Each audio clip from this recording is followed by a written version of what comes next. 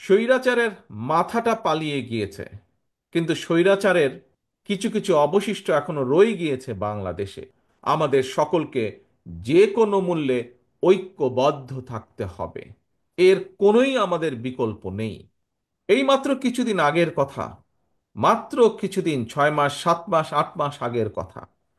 আজকে এখানে যারা আপনারা উপস্থিত হয়েছেন, এখানে যারা আপনারা বিএনপির সম্মেলন উপলক্ষে বিএনপির বিভিন্ন পর্যায়ে, ব্রাহ্মণবাড়িয়া জেলার বিভিন্ন পর্যায়ের নেতৃবৃন্দ আপনারা উপস্থিত হয়েছেন, কিছুদিন আগেও আমরা কি দেখেছি? বাংলাদেশে বাংলাদেশ জাতীয়তাবাদী দলের প্রত্যেকটি নেতাকর্মী সহ বিরোধী দল, অর্থাৎ যেই স্বৈরাচার কয়েকদিন আগে পালিয়ে গিয়েছে, এই স্বৈরাচারের বিরুদ্ধে যারা আন্দোলন করেছে বাংলাদেশের মানুষের গণতান্ত্রিক অধিকারকে প্রতিষ্ঠা করার জন্য, বাংলাদেশের মানুষের কথা বলার অধিকারকে প্রতিষ্ঠিত করার জন্য, তথা বাংলাদেশের মানুষের রাজনৈতিক এবং অর্থনৈতিক অধিকার প্রতিষ্ঠা করার জন্য, সেই স্বৈরাচারের বিরুদ্ধে যত মানুষ প্রতিবাদ করেছে, প্রত্যেকটি মানুষকে নির্যাতিত করা হয়েছে, প্রত্যেকটি মানুষ হয়েছে অত্যাচারিত। কাজেই সেই অত্যাচার নির্যাতনের কথা আপনারা নিশ্চয়ই ভুলে যাননি, প্রিয় সহকর্মীবৃন্দ। এই অত্যাচার নির্যাতন শুধু ব্রাহ্মণবাড়িয়ার মানুষই নয়, ব্রাহ্মণবাড়িয়ার বিরোধী দলীয় নেতাকর্মী নয়, ব্রাহ্মণবাড়িয়ার বিএনপির নেতাকর্মী নয়, সমগ্র বাংলাদেশে বিএনপির যত নেতাকর্মী আছে, সকলে এই অত্যাচারের ভিতর দিয়ে অত্যাচারকে ফেস করেই সকলে এগিয়ে গিয়েছে। প্রিয় সহকর্মীবৃন্দ, আজ যেই স্বৈরাচারের বিরুদ্ধে আন্দোলন করেছিলাম আমরা বিগত 17 বছর ধরে প্রায়, সেই স্বৈরাচার আজ পলাতক।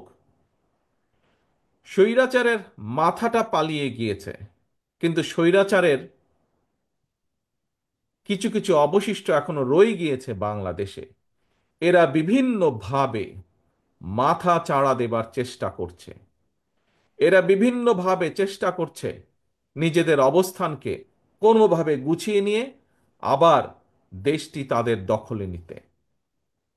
প্রিয় সহকর্মীবৃন্দ, তাদের এই লক্ষ্যকে আমরা হাসিল করতে দিতে পারি না।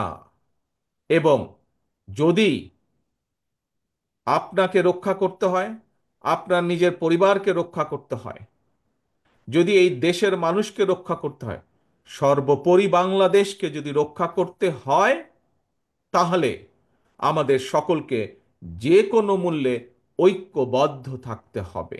এর কোনোই আমাদের বিকল্প নেই। আমি বক্তব্যের শুরুতেই বলেছি, আমাদেরকে যদি বাংলাদেশকে সামনে এগিয়ে নিতে হয়, দেশের মানুষকে যদি শান্তিপূর্ণ উপায়ে এগিয়ে নিতে হয় দেশের সাথে, তাহলে অবশ্যই আমাদেরকে ঐক্যবদ্ধ থাকতে হবে। আমাদের মধ্যে মতপার্থক্য থাকতেই পারে, আমরা বসবো, আমরা আলোচনা করব। এক আলোচনায় শেষ না হলে আবার আলোচনায় বসবো। আলোচনার মাধ্যমেই আমরা সমস্যার সমাধান করব। আলোচনার মাধ্যমেই আমরা সমস্যা উপায় বের করব।